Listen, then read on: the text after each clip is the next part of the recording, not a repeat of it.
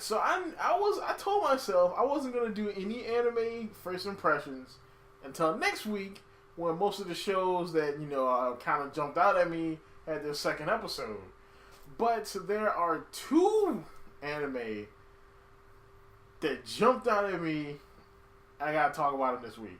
So I pushed the Zelda video I had planned back to Friday so I can knock these two out real quick. But I am doing the Zelda video this Friday, so watch out for that. But here we go with Fate Apocrypha.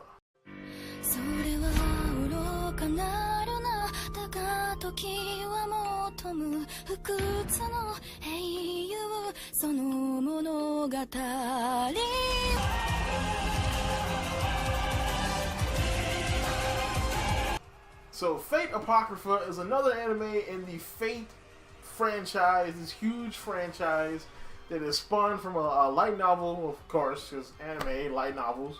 But there's a ton of these shows. Like, there's the prequel one, there's the kind of good-looking one, there's the really good-looking one, there's the, like, lesbian lolly one, there's even, like, a carnival one.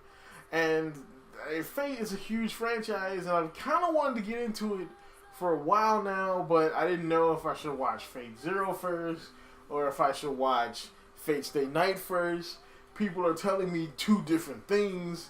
So I decided to say, screw it, and I'm going to watch the alternate universe thing, Fate Apocrypha. So, Fate Apocrypha is, it's different. So you can actually watch this show having not watched anything from Fate before and not be spoiled, mostly. Fate Apocrypha follows 14 mages, one from the black faction and the other from the red faction, and they're going at it for the Holy Grail. So the black faction has seceded from the Mages Foundation, and now they're going to try to go to war to try to get the Holy Grail back. If you don't know, the Holy Grail is like the centerpiece. It's like the plot device of Fate Stay Night, or Fate in general. So this is what all these people are fighting for, the Holy Grail.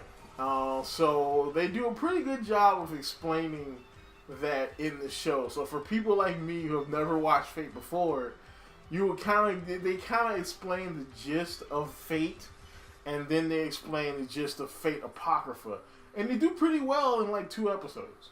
So far, it doesn't look like there's a singular main character. It seems like the story is going to kind of be about all of them evenly, which is interesting, because there's literally like 14, technically 28 if you count the masters and the servants, who are different characters in themselves. So it'll be interesting to see how they sprinkle character development amongst a massive cast of people.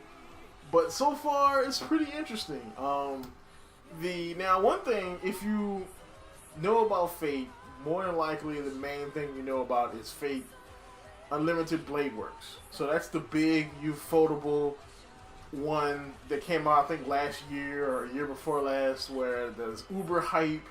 It looks freaking amazing because ufotable has like a secret stash of money somewhere that they can just use for like an unlimited budget for animation. That's not this one.